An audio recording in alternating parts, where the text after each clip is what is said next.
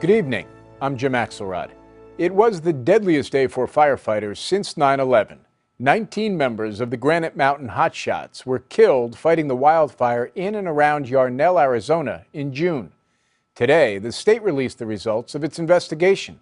Carter Evans reports from Arizona on the great deal of confusion and lack of communication that helped make it such a deadly day.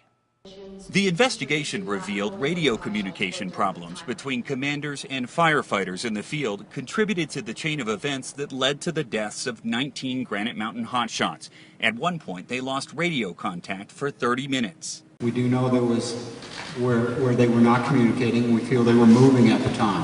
While out of communication, the hotshots tried to hike through dry brush to a safe zone, but they had no guidance from fire commanders. They did not know where they were.